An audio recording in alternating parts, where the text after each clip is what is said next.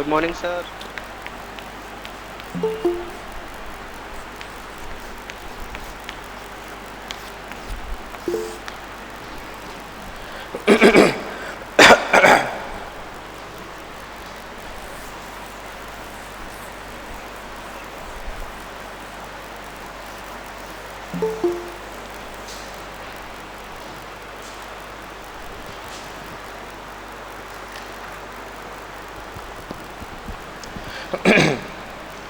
Okay, start. Okay, good morning all of you. Let us continue with the class. Last class में हम लोगों ने AC circuits शुरू किया था. So that is the main topic of our unit 1. और AC circuits में we have started with AC signals, AC waveforms, periodic, non-periodic. और उसमें हमने कहा कि we have lot of wave forms available to use, और उसमें हमने कहा कि साइन वेव सबसे ज़्यादा हम यूज़ करते हैं, और उसका हमने एडवांटेजेस भी डिस्कस किया है कि साइन वेव का क्या एडवांटेज है और किस वजह से हम साइन वेव को ही ज़्यादातर अपने एसी सर्किट्स में सिग्नल या इनपुट सिग्नल के तरह यूज़ करते हैं. ठीक है. नाउ हमने कहाँ छोड़ा था? We have stated that there are lot of properties associated with these AC signals और AC waveforms.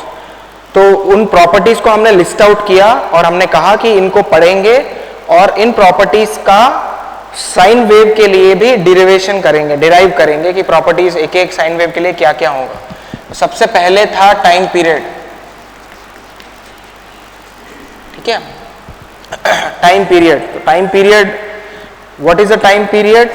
Time period is time taken. You can define this in different ways or different fashions or different directions, but meaning सबका एक ही आता है finally. Time period is time taken to complete one full cycle, or you can write time taken from start of first cycle to start of second cycle, or time taken between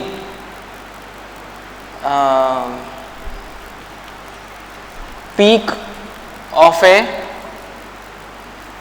a cycle to peak of next cycle. देखिए मैंने तीन different ways में मैंने define किया है, but all three explains one and the same thing, that is time period. Time period के लिए अगर मैं एक साइन वेव का ही एग्जांपल ले लूं, तो एक वेव मैंने यहां पर लिया है. अच्छा, एक काम करता हूं, मैं थोड़ा छोटा ले लूं ताकि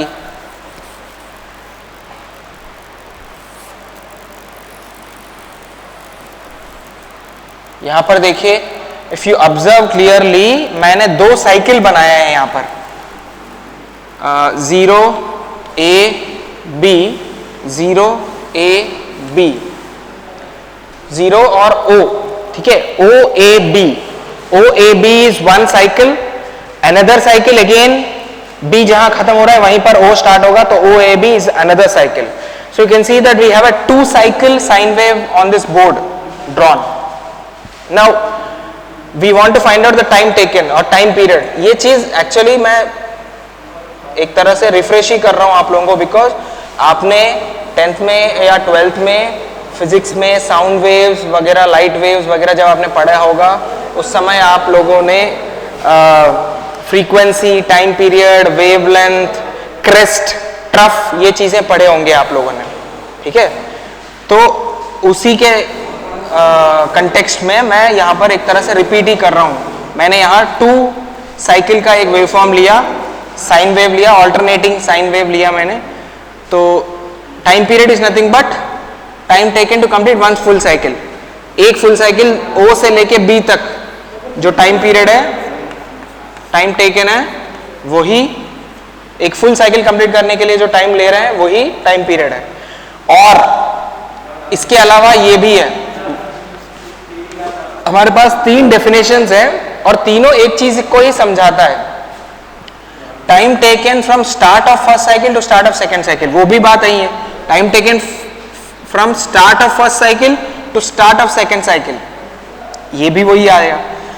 और time taken between peak of a cycle to peak of next cycle, देखिए अगर मैं ये ले लूं पीक ऑफ फर्स्ट साइकिल, ये मेरा पीक है, पीक ऑफ सेकेंड साइकिल ये मेरा पीक ऑफ सेकेंड साइकिल है, तो इन दोनों के बीच में भी अगर मैं टाइम नापूं तो ये भी मेरा उसी टाइम पीरियड के बराबर आएगा, ये दोनों सेम ही रहेंगे बिकॉज इसका फ्रीक्वेंसी इसमें और इसमें कोई अंतर नहीं है, सेम है। तो this T and this T R same basically, the only thing is हमने बस इन दोनों के बीच के बदले हमने इन दोनों के बीच में किया। अगर मैं पॉजिटिव पीक एक तरफ ले रहा हूं तो दूसरे साइकिल में भी पॉजिटिव पीक के बीच में ही, positive peak to positive peak के बीच में ही मुझे टाइम पीरियड नापना है। सिमिलरली अगर मैं नेगेटिव पीक का रेफरेंस लूंगा तो भी चलेगा, बट मुझे negative peak of first cycle तो negative peak of second cycle देखना पड़ेगा। तो all these 3 Ts are same, कोई डिफरेंस नहीं है, ठीक है। But the simplest one is this one, first definition, time taken to complete one full cycle is the time period of any wave form, ठीक है। And time period obviously is in seconds, ठीक है, okay.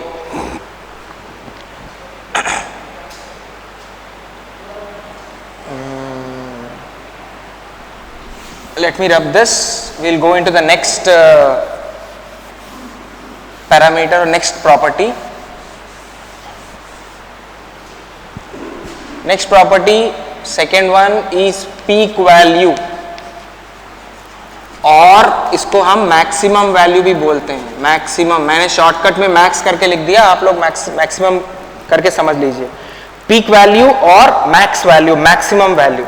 तो maximum value का मतलब है, ये भी बहुत इजीली लिटरल मीनिंग ही है बेसिकली, कि अगर इस तरह का एक वेवफॉर्म लेंगे तो मैक्सिमम वैल्यू आपका इतना आएगा। मान लीजिए ये अगर वोल्टेज वेवफॉर्म है V, ठीक है, if this is a voltage waveform V, then you have one maximum value positive here and negative here. और आपको ये शायद आप जानते ही हैं कि ये पॉजिटिव वैल्यू और ये नेगेटिव वैल्यू मैग्नीट्यूड में कोई अंतर नहीं है, ओनली इसके सिंबल में अंतर है, प्लस और माइनस, दैट्स ऑल। तो मैग्नीट्यूड में वैसे कोई अंतर नहीं है। So this is called as maximum value और पीक वैल्यू। एक फुल साइकिल में the maximum value of a waveform in one full cycle, that's all. Peak value is nothing but the maximum value of a waveform in one full cycle, either positive or negative, because दोनों में value actually same है। अगर ये plus V max है तो ये minus V max होगा, okay? So value is same, magnitude is same, only thing is the direction is different, that's all, okay? हाँ, so you can say that ये अगर रिप्रेजेंटेशन कैसे होता है। अच्छा एक सेकेंड, इससे पहले जो हमने टाइम पीरियड डिफाइन किया था उसको हम T से रिप्रेजेंट करते हैं। मैं just I want to add to what I have already told you, T time period से डिफाइन करते हैं हम लोग, ठीक है। उसका यूनिट्स हमने सेकेंड्स करके लिख दिया। पीक वैल्यू और मैक्सिमम वैल्यू को हम Vmax और Vpeak, कुछ बुक्स में Vpeak होता है, कुछ बुक्स में Vmax होता है, और you can say Imax, Ipeak, it depends on the parameter what we are considering. Voltage signal, voltage AC signal हम कंसिडर कर रहे हैं या करंट AC सिग्नल कर रहे हैं, पावर AC सिग्नल कर रहे हैं, या क्या पैरामीटर हम यहाँ पर ले रहे हैं, क्या कौन सा सिग्नल हम ले रहे हैं, उसके हिसाब से हमारा ये रिप्रेजेंटेशन बनेगा। If it is a voltage signal then the maximum or peak value will be in volts. If it is a current signal, maximum or peak value will be in amperes. Okay, ये units है. तो unit depend on the parameter हमने जो लिया. Now this is my peak value. तो peak value देखो, इसमें मैंने टाइम पीरियड भी बता दिया, पीक वैल्यू भी बता दिया. अब नेक्स्ट है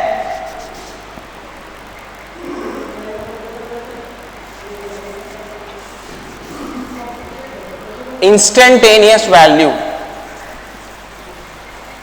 this is an important one. Please आप लोग अगर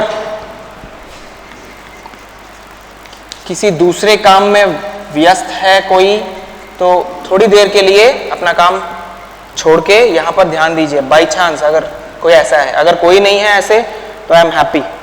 instantaneous value, because this is an important property. This is an important property.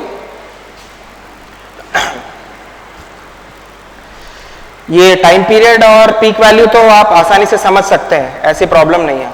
ठीक है.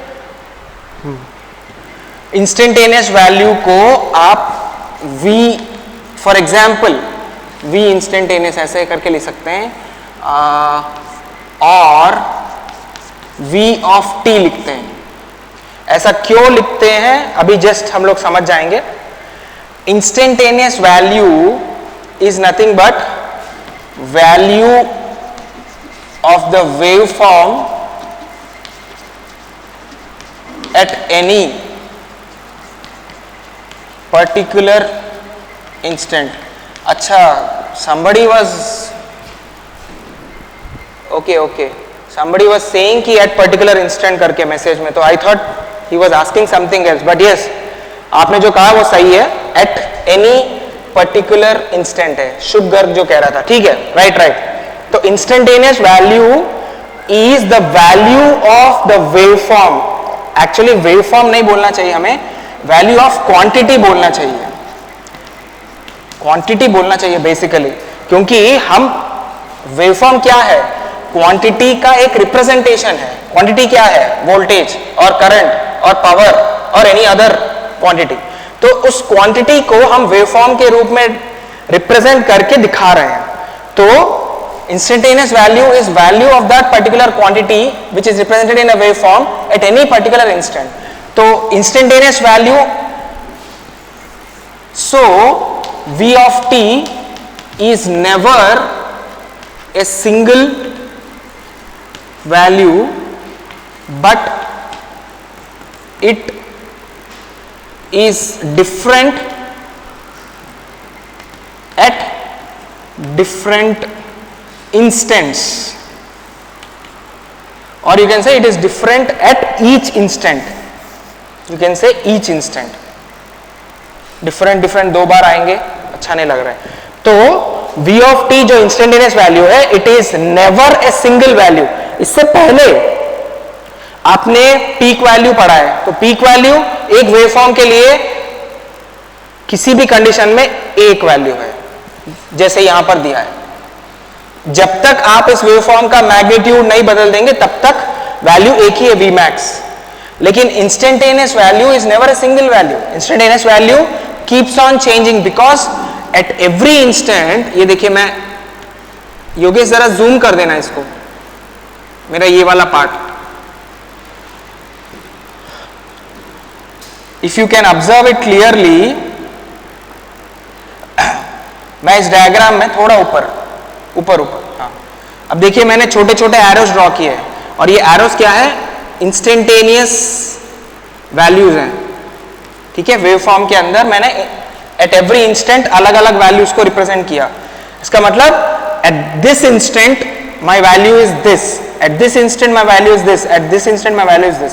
Because it is an alternating waveform, it keeps on changing, and if it keeps on changing at each instant you have a different value for that particular quantity. That is what is instantaneous value. ठीक है, zoom out करो. So now for a sine wave, what is v of t given as? कोई जानता है v of T का instantaneous value क्या है? और सिंपली v ऑफ टी को मैथमेटिकली आप कैसे रिप्रेजेंट करते हैं? v ऑफ टी का फॉर साइन वेव, और साइन वेव को आप मैथमेटिकली कैसे रिप्रेजेंट करते हैं? साइन वेव क्या है? साइन वेव को आप अगर कहीं यूज करना है, लिखना है, तो आप कैसे लिखते हैं? साइन थीटा, है ना? ये वेवफॉर्म साइन थीटा का रिप्रेजेंटेशन है, प्लीज समझ लीजिए। साइन थीटा, और थीटा का वैल्यू 0 रखें, थीटा का वैल्यू 90 रखें, थीटा का वैल्यू 180 रखो, और थीटा का वैल्यू 270, 360, ऐसे आप रिप्रेजेंट करके देखिए। थीटा 0 है, साइन 0 आएगा, आपका वेवफॉर्म 0 से ही शुरू हो रहा है। थीटा 90 पर आपका वैल्यू 1 आएगा, और ये मैक्सिमम वैल्यू होगा। ये तो आप जानते ही हैं, साइन का जो मैक्सिमम वैल्यू है वो 90 डिग्रीज के पास होता है प्लस, तो इसलिए ये मेरा मैक्सिमम वैल्यू है। 1 मान लो यहां पर, अभी तो 1 है या नहीं हम नहीं जानते, हमने रैंडमली ले लिया। तो और 180 पर फिर 0 हो रहा है, 270 पर -1 होगा negative side, so negative maximum हुआ, फिर 360 पर 0 हुआ, तो ये एक कंप्लीट साइकिल हो गया। तो एक साइन वेव को हम एक सिंपल साइन थीटा से रिप्रेजेंट करते हैं, ठीक है? So what I will do is now, v of t को साइन थीटा के बदले में ओमेगा t करके लूंगा, omega t। And what is t? t is time and omega is angular frequency. Omega is angular frequency, ये आप लोग जानते हो, आपने पढ़ा है। Omega is angular frequency 2 pi f, ठीक है? हम यहां एंगुलर क्यों ले रहे हैं? Why are we not simply taking t? Why are we not, what is it? What is to solve? Message दिखाओ।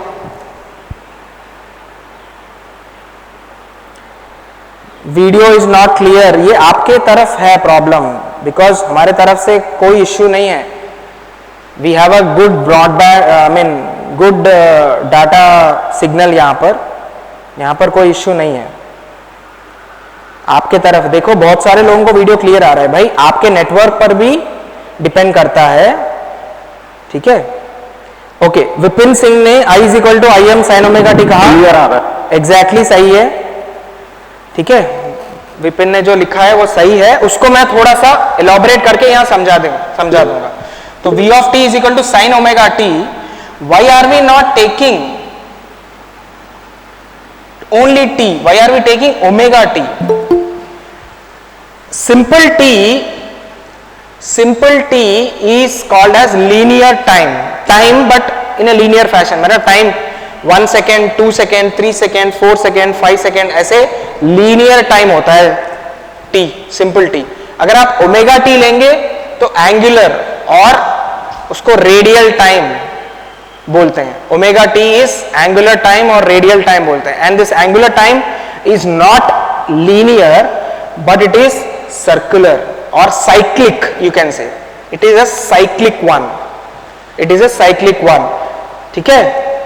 तो omega T can be 0, omega T अगर 0 है तो हॉरिजॉन्टल, मतलब जैसे फॉर ओमेगा टी 0 आपका ऐसे रहेगा value, omega T is equal to, you can say, अच्छा ऐसे रखेंगे, चलो, omega T is equal to 0, omega T is equal to 90, ठीक है? Omega T is equal to 180, ठीक है? और omega T is equal to 270 and omega T is equal to 360 और 0, बात एक ही है फिर। तो ये आपका, आप देखोगे तो ये साइक्लिक बना है। तो omega T is a cyclic time, और sine wave is also cyclic. Sine wave is cyclic because it is a cycle, it repeats again its second cycle, repeats third cycle, repeats fourth cycle and so on. It's a periodic wave, repetitive wave continuously. So that is why we use omega t rather than t, ठीक है? तो ये हो गया। दूसरी बात है कि v of t is equal to sin omega t is the simplest equation.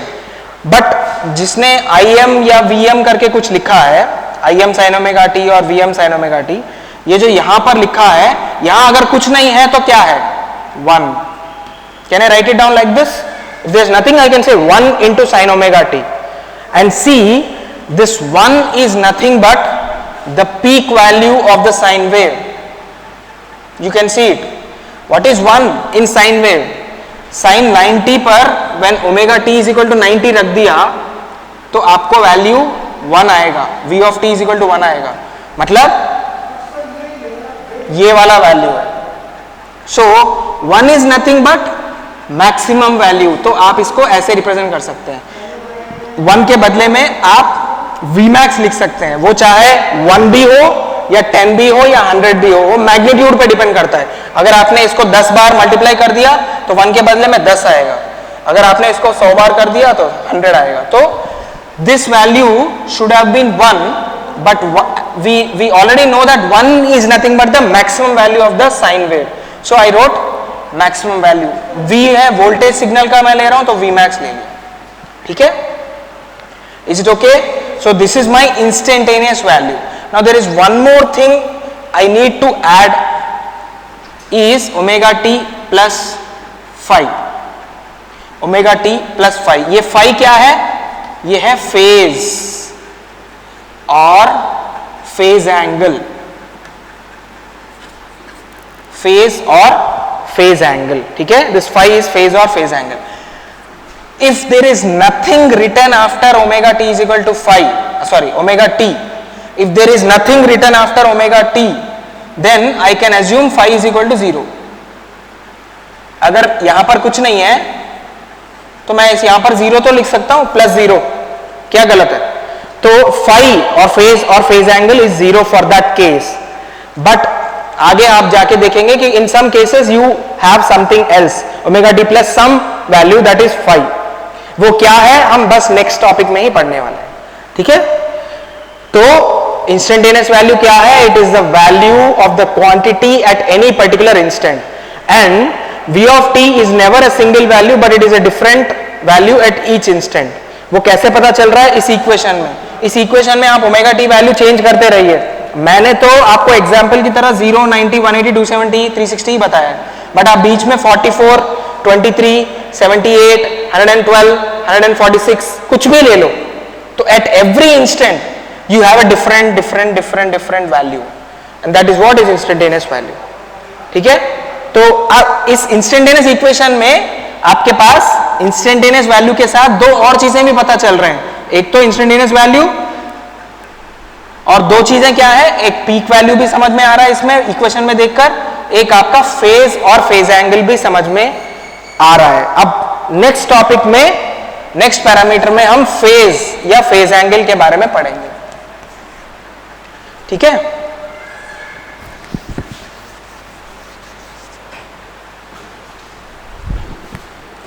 Amplitude is nothing but maximum value. यही है एम्पलीट्यूड. ठीक है? It's amplitude.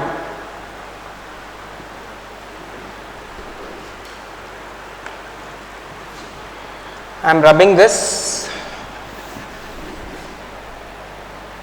ये एक बार रिपीट करें क्या? कौन सा रिपीट करना है? चलो रिपीट कर रहा हूं मैं एक बार फटाफट. Instantaneous value is nothing but the value of the quantity at any particular instant. मैं कह रहा हूं मुझे इस वैल्यू, मैं अगर पूछूंगा कि भाई इंस्टेंटेनियस वैल्यू बताओ आप लोगों से, तो आपको सबसे पहले मुझे सवाल यह करना है कि सर कौन से इंस्टेंट पर आपको चाहिए. ये सवाल अगर आपने नहीं किया मुझे तो इसका मतलब आप लोगों ने इसके बारे में समझा नहीं है. इंस्टेंटेनियस वैल्यू इंस्टेंट पर होता है, तो आपको यह भी बताना पड़ेगा कि किस इंस्टेंट पर आपको चाहिए. Are you following?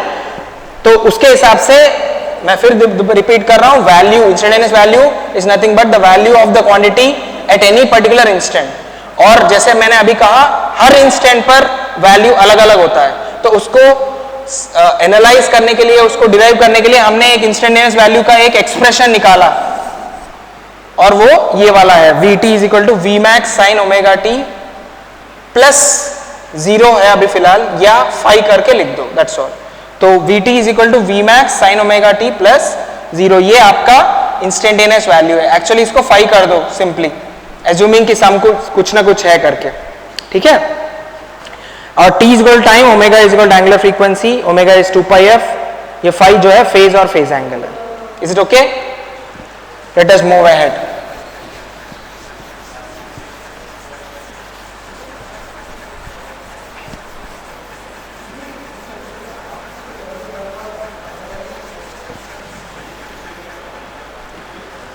So the next one is phase और फेज एंगल। आप लोग एक बार रेफर कर लीजिए, अगर किसी ने नोट किया है, लास्ट क्लास में मैंने जो लिस्ट दिया था प्रॉपर्टीज का, अगर एक आध ऊपर नीचे हो रहा है तो डोंट माइंड, हो सकता है मेरे ऑर्डर में एक आध मैंने ऊपर नीचे कर दिया हो समझाने में, ठीक है। Otherwise I am touching upon all those parameters, all those properties. तो फेज और phase angle, what do you mean by phase or phase angle? It is the angular measurement, it is the angular measurement of any sine wave, it is angular measurement of any sine wave which specifies the position of the wave, which specifies the position of the wave। अच्छा, इसको समझाने से पहले I want to make it clear again that भले ही मैं definition में sine wave का नाम ले रहा हूं, बट ये जो डेफिनेशंस है ये जनरल डेफिनेशंस है जो मैं ये लिख रहा हूं यहां पर। टाइम पीरियड के लिए भी लिखा मैंने, लेकिन टाइम पीरियड को मैंने साइन वेव में समझाया है। उसके बाद पीक वैल्यू के लिए भी मैंने इक्वेशन डेफिनेशन लिखा, उसको मैंने साइन वेव के लिए समझाया है। और उसके बाद इंस्टेंटेनियस वैल्यू के लिए भी मैंने डेफिनेशन लिखा और उसको मैंने साइन वेव के लिए समझाया है। Because all these properties are in general for any AC wave, any AC periodic wave, but because we are interested more in sine wave, last class में क्योंकि हमने कहा कि एडवांटेजेस बहुत सारे हैं, हम साइन वेव के रेस्पेक्ट में ही सबको पढ़ेंगे, ठीक है। डेफिनेशन जो भी मैं दे रहा हूं वो जनरलाइज्ड है, बट जो मैं बाद में डेरिवेशन या समझा रहा हूं वो साइन वेव के रेस्पेक्ट में मैं समझा रहा हूं। सो फेज और फेज एंगल क्या है? It is the angular measurement of any sine wave which specifies the position of the wave. For example, अगर यहां पर ये एक वेव है, वेव फॉर्म है, इसको मैंने क्या किया था, इसका instantaneous value Vt is equal to Vm, V max को मैं Vm भी लिख सकता हूं, ठीक है, साइन ओमेगा टी करके लिखा था। लेकिन मैंने कहा कि मैं इसको 0 कर सकता हूं, प्लस 0 डिग्री लिख सकता हूं। And what is this? मैंने कहा कि दिस इज माय फेज, और you can say phase angle, ठीक है। तो क्या हो रहा है यहां पर? What does it show? This phase और phase angle shows that 0 degrees is the angular measurement of this sine wave which specifies the position of the wave। मतलब ये वेव कहां शुरू हो रहा है? 0 पे शुरू हो रहा है, तो इसलिए उसने 0 डिग्रीज पे ले लिया। Position of the sine wave, इस साइन वेव का पोजीशन एक्चुअली जब हम when we say or talk about one single wave, phase is or phase angle is not so important. Phase or phase angle is not so important. When we say or talk about one single waveform, जैसे मैं अभी यहाँ पर एक single waveform के बारे में discuss कर रहा था तब से, भाई टाइम पीरियड में भी हमने सिंगल वेव फॉर्म लिया, पीक वैल्यू में भी, इंस्टेंटेनियस वैल्यू में भी हमने सिंगल वेव फॉर्म लिया। तो जब हम सिंगल वेव फॉर्म लेते हैं, फेज या phase angle is not so important, but ये इंपॉर्टेंट है आगे वाला, but when we have multiple wave forms, multiple waves, phase और phase angle is completely relevant, मतलब बिल्कुल इंपॉर्टेंट बन जाएगा वो। फॉर एग्जाम्पल ये देखिए, मैं आपके भाषा में ही बोलता हूं, which specifies the position of the wave. मान लो वेव को एक स्टूडेंट से आप कंपेयर करो। हम अगर एक स्टूडेंट, व्हेन वी से और talk about one single student, phase और phase angle is nothing but position. Position मतलब आपका रैंक मान लो, आप क्लास में आपका रैंक मान लीजिए। अगर मैं एक बच्चे के बारे में बात करूंगा तो उसके रैंक में क्या, रैंक के बारे में बताने का क्या फायदा है, बिकॉज मैं उसको किसी दूसरे बच्चे से कंपेयर ही नहीं कर रहा हूं।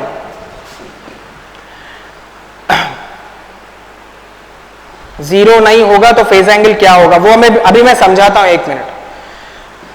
ये जो भी लिखा है, अंकुश प्लीज अभी होल्ड करो, मैं अभी समझाता हूं। आपने सही सवाल किया है। व्हेन वी, अभी मेरा एक्सप्लेनेशन फर्स्ट सुन लीजिए। तो मैं क्या कह रहा था, if we consider any one student from you, मैं किसी एक स्टूडेंट के बारे में मैं अगर कहूंगा कि भाई ये अच्छा पढ़ता है, ये ठीक पढ़ता है, ये वो मतलब अच्छा असाइनमेंट करता है, लेकिन मैं जो अच्छा कह रहा हूं, it does not say anything about your position in the class. Position in the class is only given by the rank you hold. जैसे first ranker, second ranker, third ranker, ऐसा होता है ना। तो अगर मैं किसी एक स्टूडेंट को लेके मैं कह दूं कि ये 10th रैंक है, तो आप पूछोगे अगर ये 10th है तो किसके रेस्पेक्ट में है, मतलब फर्स्ट सेकंड कौन है।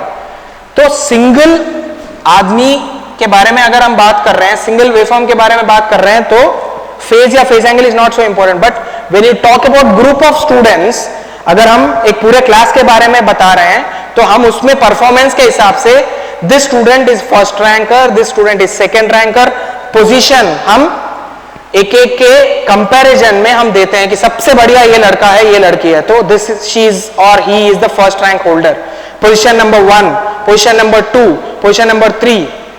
तो every position has a relative position. Position number 3 is 2 positions behind position number 1। समझ में आ रहा है? Third ranker is 2 position behind first ranker. You can say first ranker is ahead of all other positions. Second ranker is 1 position behind first ranker and ahead of all other rankers. तो ऐसे position तब आता है जब हम एक group या number of चीजों को कंपेयर करेंगे।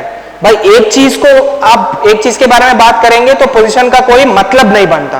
तो अब इस पिक्चर का यहां पर भी कोई मतलब नहीं बनता, क्योंकि यहां पर एक ही वेव फॉर्म है। तो उसके लिए मैं क्या करूंगा, I will now try to draw slightly number of wave forms. अब प्रॉपरली ध्यान से प्लीज देखिए, मैंने शुरू किया एक wave form number A, let me say wave form number A, और मैंने शुरू किया वेवफॉर्म नंबर बी को। वेवफॉर्म नंबर बी थोड़ा और जूम कर देना। वेवफॉर्म नंबर ए के बाद वेवफॉर्म नंबर बी को मैं कर रहा हूं,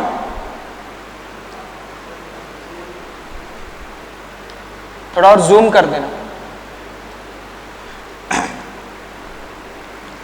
वेवफॉर्म नंबर ए के बाद मैं क्या कर रहा हूं, बी को शुरू कर रहा हूं जहां पर मेरा ए मैक्सिमम होगा, मतलब 0 डिग्रीज, 90 डिग्रीज, 180 डिग्रीज, 270, 360, ऐसा है एक साइकिल का। तो 0 पे मैंने ए शुरू किया, 90 पे मैं बी शुरू करूंगा,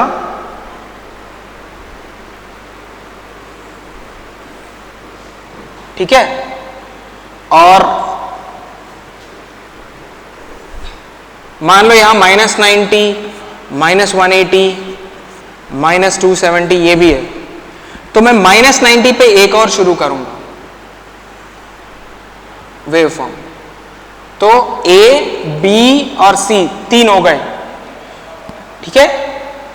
मैं ये क्यों कर रहा हूं, क्योंकि मैंने यहां पर क्लियरली बताया है कि सिंगल वेवफॉर्म से आप फेज और फेज एंगल का इंपॉर्टेंस समझा नहीं सकते हैं, इसलिए मैंने क्या किया, मल्टीपल वेवफॉर्म्स को मैंने लिया है। ओके, मल्टीपल वेवफॉर्म्स को मैंने लिया है।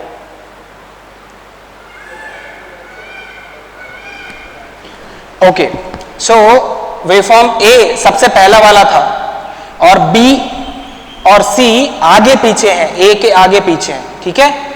तो सी को मैं कंप्लीट कर लूं एक बार, 90 पे आ गया तो 180 और 270 पे साइकिल खत्म हो रहा है।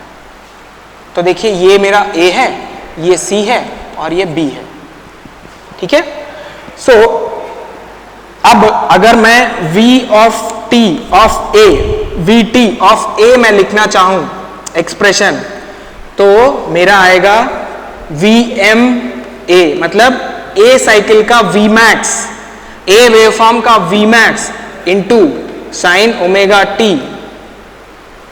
प्लस डैश करके लिखता हूं, अभी मैं फिल करूंगा, इस फिल इन द ब्लैंक को फिल करूंगा मैं। Then VB of T is equal to VMB sine omega T plus dash, ये भी मैं फिल करूंगा। भाई फिल क्यों करना है, because this is the phase of phase angle, इसी के बारे में हम समझना चाह रहे हैं। Similarly VC of T is equal to VM of C waveform into sine of omega T plus dash. अब सबसे पहले वाला वेवफॉर्म A है और ये क्योंकि 0 से शुरू हो रहा है, मैं 0 डिग्री करके ले लूं।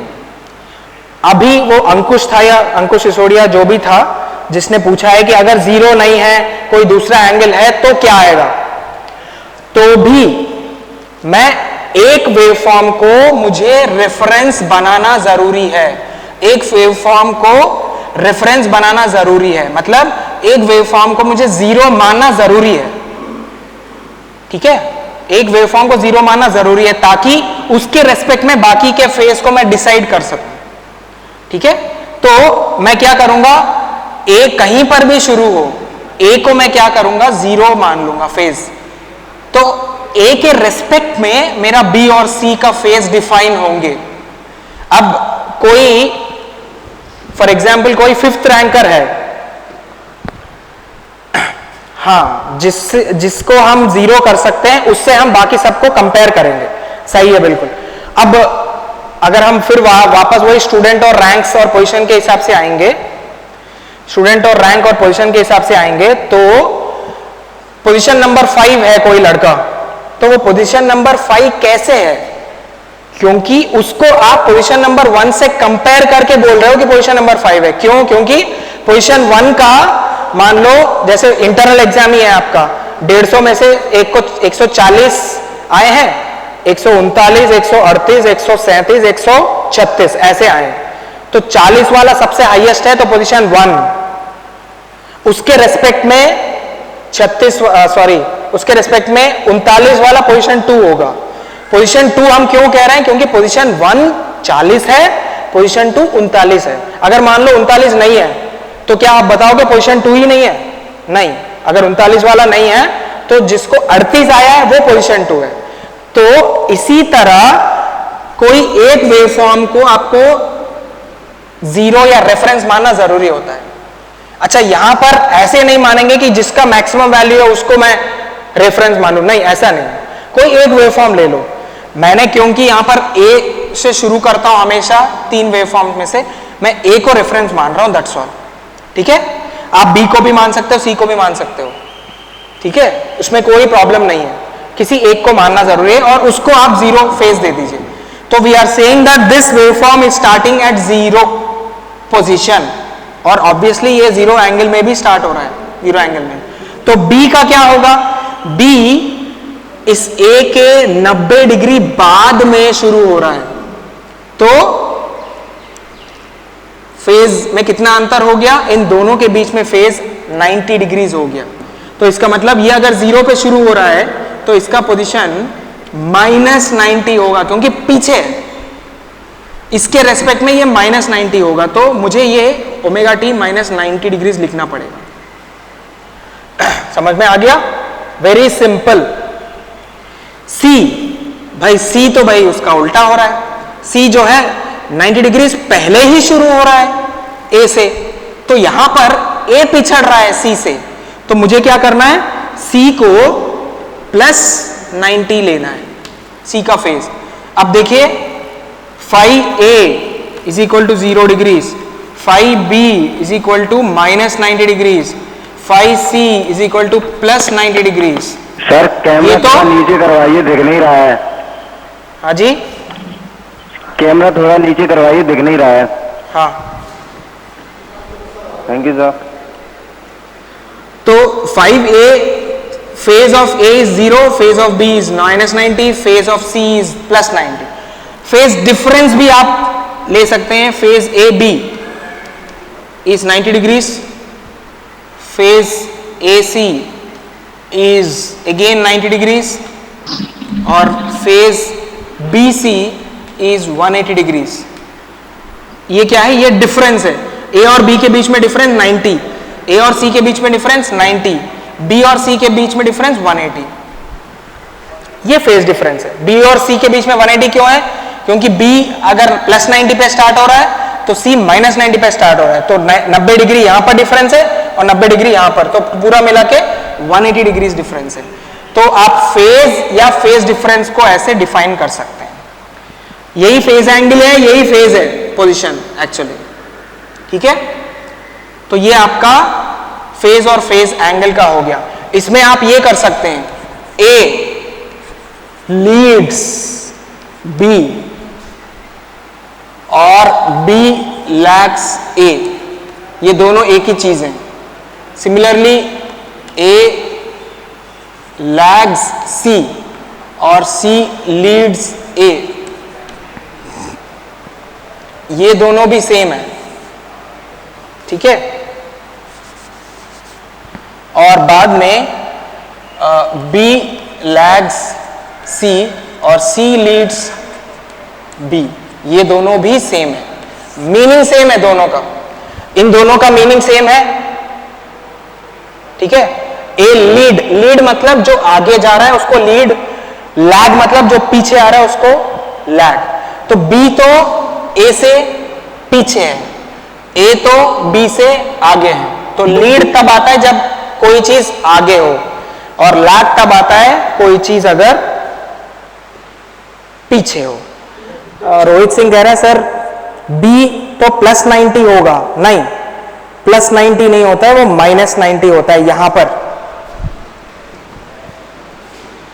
इसके बाद आ रहा है, ये पीछे आ रहा है। तो डिले बताओ, डिले कितना डिले में आ रहा है? एक मिनट, आपने जो कहा +90 आएगा 0 के बाद, 0 के बाद +90 में आएगा, राइट राइट, ये +90 आएगा। एनी हाउ इस चीज को मैं एक बार क्लियरली कंफर्म करके बता, क्योंकि ना बुक्स में भी, किसी बुक में कभी आगे कभी पीछे, वो डायरेक्शन पे डिपेंड करता है। अगर आप इस डायरेक्शन को रेफरेंस मानते हैं तो -90 या +90, इस डायरेक्शन को रेफरेंस मानते हैं, साइकिल क्लॉकवाइज डायरेक्शन पे और एंटी क्लॉकवाइज डायरेक्शन पे, उसके वजह से आपका ये +90 और -90 का वो कंफ्यूजन रहता है। बट इसको अभी फिलहाल आप माइनस ही रखिए, क्योंकि मैंने माइनस कहा है अभी। Let me clear it in the next class once again, ठीक है। I will take references from few books, I will take references from few books and see आपको जो मैंने रेफर करने के लिए बताया उसके हिसाब से क्या कह रहा है, उसी को हम फॉलो करके करेंगे, ठीक है। तो ये आपका सर ये भी क्या कह रहे हैं? सर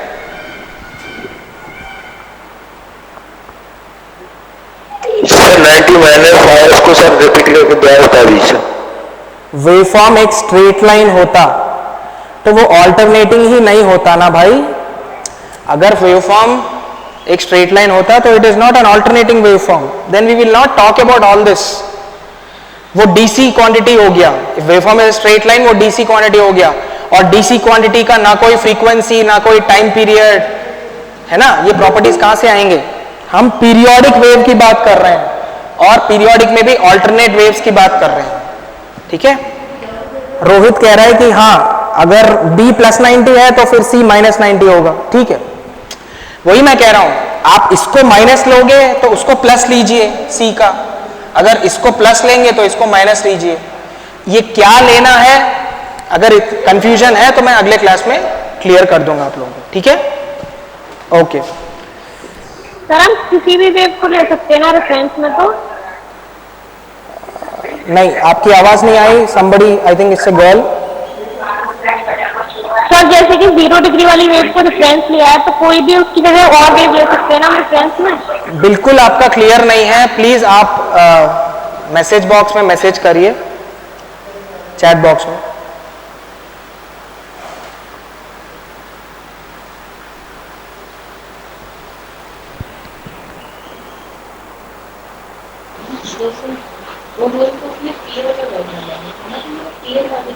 अच्छा, recording lectures,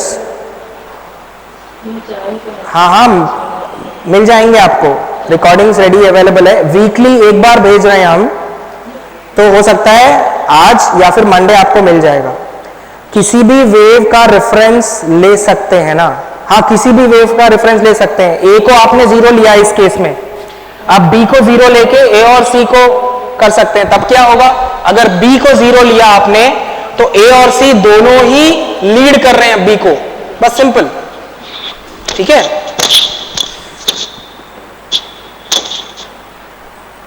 sir this is that phase which is at home, Naman Agarwal, because sometime we say phase उड़ गया. You can say yes, but actually हम यहां पर फेज और फेज एंगल एंगुलर मेजरमेंट की बात कर रहे हैं. और आप जो फेज कह रहे हो वो अलग है, फेज और न्यूट्रल. ठीक है. आप जो कह रहे हैं वो RYB में रिप्रेजेंट होता है. RYB, R phase, Y phase, B phase.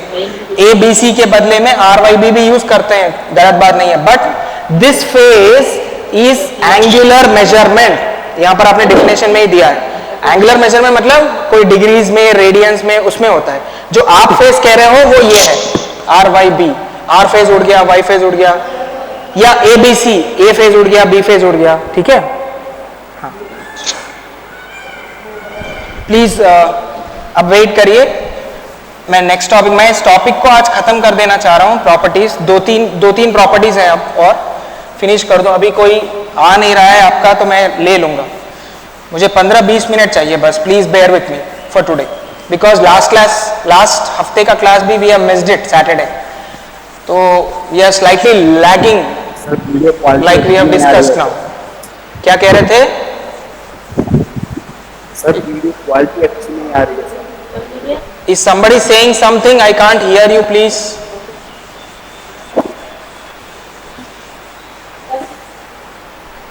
Message box में टाइप कर रहे हैं. सर WT -90 वाला रिपीट कर दीजिए. अच्छी नहीं आ रही है सर.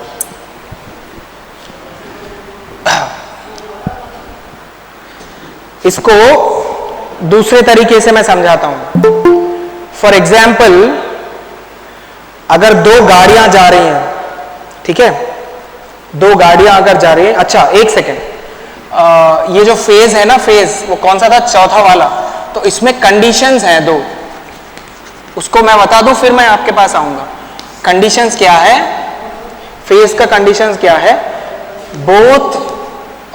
ऑल वेव्स, बोथ नहीं, all waves must be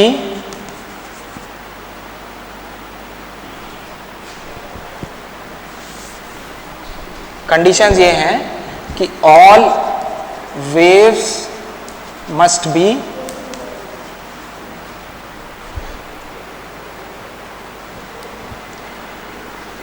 of same shape or form. मतलब सारे वेव्स एक वेवफॉर्म के होने चाहिए जब हम कंपेयर करेंगे तो। और दूसरा, all waves must be of same frequency, और सबका फ्रीक्वेंसी भी सेम होना चाहिए, ये कंडीशन है।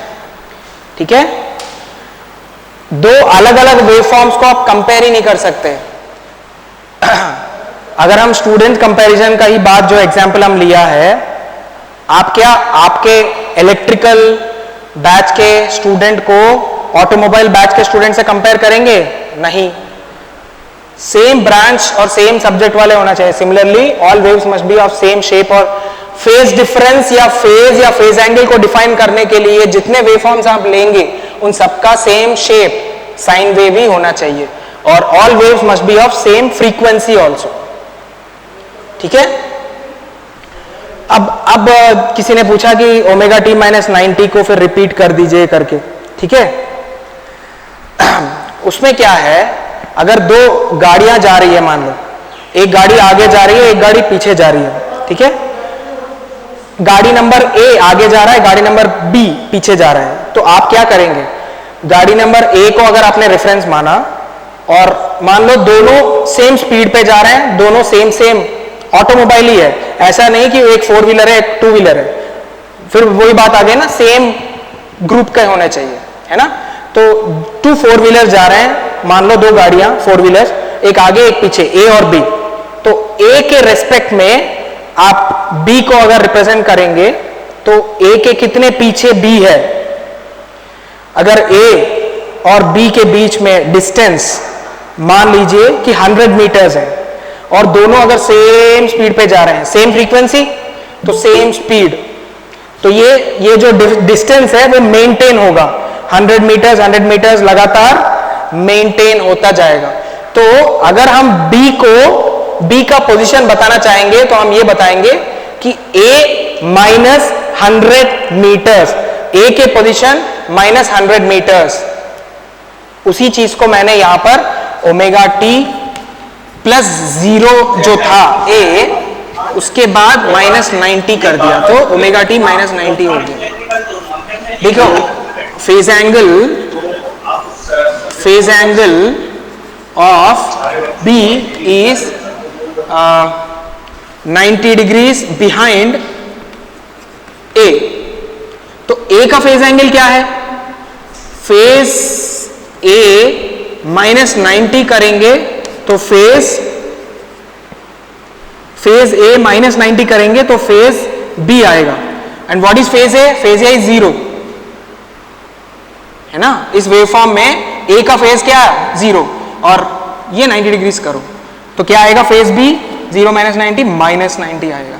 ये था मेरा लॉजिक। तो अगर किसी ने प्लस 90 बोला है तो उसका भी एक डायरेक्शनल लॉजिक होगा कि वो उल्टा देख रहा है, बस और कुछ नहीं। लेकिन ये बात सही है कि अगर वो प्लस 90 बी के लिए ले रहा है तो सी के लिए माइनस 90 लेना होगा। लेकिन मैं अभी फिलहाल यही फॉलो करूंगा। अगर जरूरत पड़ी और मुझे लगा कि नहीं ये थोड़ा आपको कंफ्यूज करेगा तो मैं चेंज करके अगले क्लास में आपको प्लस 90 या माइनस 90 कंफर्म करके बताऊंगा। अभी तो मेरा लॉजिक यही है, और माइनस 90 होगा जो पीछे जा रहा है, प्लस 90 होगा जो आगे जा रहा है। माइनस 90 प्लस 90 मैंने इसलिए लिया क्योंकि मैं ए को रेफरेंस ले रहा हूं, तो रेफरेंस के हिसाब से पीछे है। मैंने क्लियरली समझाया है माइनस 90 क्यों आ रहा है। Phase B is nothing but phase A minus 90, phase A के बाद 90 डिग्री के बाद आता है, फेज ए में से 90 निकाल दो, ठीक है। तो ये है माइनस 90, ठीक है। ये है आपने जिसने पूछा है omega T equal to minus 90। अब मैं नेक्स्ट पॉइंट पे जाता हूं। सर हमारी क्लास चल रही है दूसरी। डाउट मैसेज अगर बी को रेफरेंस मानेंगे तो 100 क्या है? हाँ रोहित, सेम फ्रीक्वेंसी मतलब कांस्टेंट सप्लाई क्वांटिटी, सही है बिल्कुल। वैभव जो कह रहा है अगर बी को रेफरेंस माने तो बी प्लस 100 क्या है? हाँ ए प्लस 90 नहीं, हाँ, ए वाला प्लस 90 होगा और सी वाला प्लस 180 होगा, सही है। आपने जो लिखा ए प्लस 90 मतलब ये नहीं, बी प्लस 90 होगा। सर कोई भी साइड राइट साइड को मूव करती है वेव फॉर्म, उसको माइनस लीजिए, जो लेफ्ट साइड पड़ती है उसको प्लस लीजिए, दैट्स ऑल। इसीलिए तो मैंने ए को रेफरेंस लिया ताकि उसमें दोनों चीजें आए, एक आगे राइट साइड वाला वेवफॉर्म आ जाए, एक लेफ्ट साइड वाला वेवफॉर्म आ जाए। चलो हेलो सर। हाँ वैभव सही है, बी प्लस 90 होगा। सर हमारी दूसरी क्लास सर। और आपने जो फेज ऑफ फेज एंगल का डिफरेंस लिया है वो हम कॉस के ग्राफ में ले सकते हैं क्या सर? आवाज बिल्कुल क्लियर नहीं है, I am really sorry, type करिए। मैं सर जो बोल रहा हूँ सर, आपने फेज ऑफ फेज एंगल का डिफरेंस लिया है साइन के ग्राफ में, हाँ। तो सर हम कॉस के ग्राफ में ले सकते हैं? उसका जो पॉजिटिव ग्राफ है, कॉस के ग्राफ में जो आपने साइन का ग्राफ यूज किया ना, जिसके लिए साइन और साइन फेस के लिए देखने के लिए, उसको हम कॉस के ग्राफ में देख सकते हैं क्या सर? जो भी है, आई एम रियली सॉरी, आपका वॉइस क्लियर नहीं है। आप लोग प्लीज ना टाइप करिएगा मैसेज, क्योंकि यहाँ पर स्पीकर है, आपका आवाज फट जाती है जब स्पीकर से बाहर आता है, और बड़ा सा क्लासरूम है और वो जो है वो हो जाता है, आपका वॉल्यूम जो है एक्सपैंड हो जाता है और क्लैरिटी नहीं आता, प्लीज इसलिए आप मैसेज टाइप करिए। सर हमारी दूसरी क्लास चल रही है सर। शुरू हो गया क्या दूसरा क्लास? यस सर, हो गई है सर, 15 मिनट्स वेट कर लिया है सर। ठीक है, चलो मैं बंद कर दूंगा यहाँ पर। Okay, thank you. अब जिनको दूसरा क्लास